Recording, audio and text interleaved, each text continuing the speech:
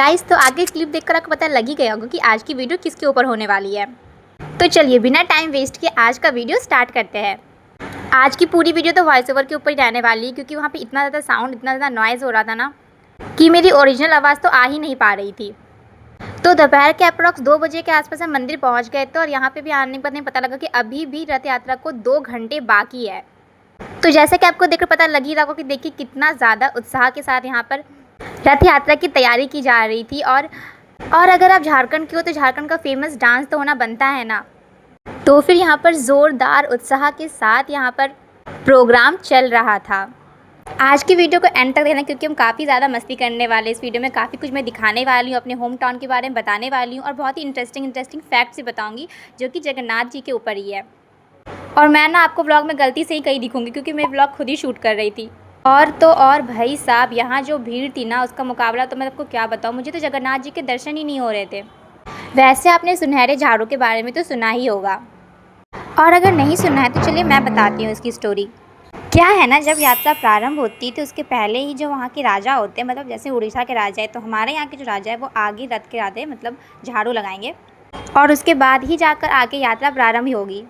और यहाँ मैं छुप छुप कर जगन्नाथ जी को देख रही थी, क्योंकि मुझे बिल्कुल दर्शन ही नहीं मिल रहे थे। फाइनली मुझे कोई थोड़ा सा कोना मिला जहाँ पे मैं उसके अंदर घुस के अपना पूरा फेस ही डाल दी थी कि नहीं नहीं, अब तो मुझे देखना ही है, उनके दर्शन तो मुझे चाहिए ही।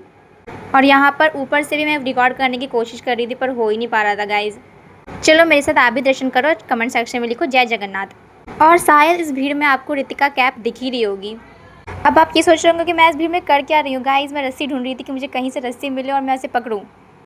इसलिए इस जगह पर मैंने अपने फ़ोन को ना अपनी बहन के हाथ में थमा दिया था कि शूट अब तुम करोगी, और अब मैं जा रही हूँ जगन्नाथ जी के दर्शन करने और रस्सी को भी ढूंढने के लिए। गाइस बीच की क्लिप गायब हो गई है, क्योंकि हम इतना ज़्यादा व्यस्त थे ना रस्सी पकड़ने में कि हम अच्छा से रिकॉर्ड नहीं कर पाए। उसके बाद हमें आगे से तो रस्सी पकड़ने का मौका नहीं मिला, पर हाँ रथ के पीछे हम लोग थे। हम लोग पीछे से रस्सी को पकड़े हुए थे। और अगर मेरी वॉइस ओवर कहीं पे मिसमैच हो जाए ना गाइस, तो थोड़ा अरेंज कर लेना, क्योंकि मैं पहली अरे मेरा मतलब है नई बार सीख रही हूँ ना, तो थोड़ा सा मिसमैच हो ही सकता है, और हुआ ही। और तो और भाई साहब, गर्मी इतनी ज़्यादा हो रही थी कि उसका तो अंदाज़ा ही नहीं लगा सकते। अब इतनी ज़्यादा गर्मी हो रही थी, हम लोग पूरा पसीना पसीना हो चुके थे। ऊपर से मेरा ईयरिंग वापस से खो गया यहाँ पर आकर। मुझे तो समझ नहीं आता मेरी और ईयरिंग की क्या दुश्मनी, कान पे टिकता ही नहीं है मेरा ये। तो जैसे कि आपने मेरे शॉर्ट्स में देखा ही होगा कि हम एंडिंग तक नहीं गए थे, मतलब जहाँ उनकी मौसी का घर है वहाँ तक तो हम नहीं ही गए थे, हम रास्ते में ही थे। और रास्ते में फिर हमने सोचा कि हम यहाँ से घर चले जाते हैं। और यहाँ पे हम जय जगन्नाथ जी का नारा लगाते हुए रस्सी को खींच रहे थे, और उसके बाद साइड बाई साइड प्रसाद भी मिल रहे थे, और काफ़ी ज़्यादा डांस प्रोग्राम भी हो रहा था, जो कि गाइस आगे हो रहा था, पर हम आगे तो जान सकते थे कैमरा लेकर, इसलिए हम लोग वहाँ पे नहीं गए। उसके बाद हमने जगन्नाथ जी को टाटा बाय बाय किया, और हम चाह रहे थे अपने घर की रास्ते की ओर।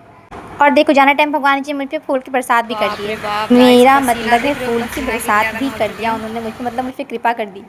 सॉरी गाइस मैं क्या बोल रही हूँ मुझे नहीं पता, मुझे कुछ समझ नहीं आ रहा है। ओके एट द लास्ट हम आपको इतना ही बोलेंगे कि कमेंट सेक्शन में जय जगन्नाथ लिखो, वीडियो को लाइक, चैनल को सब्सक्राइब करो, और मिलती हूँ आपसे नेक्स्ट व्लॉग में। Thank you for watching and bye bye.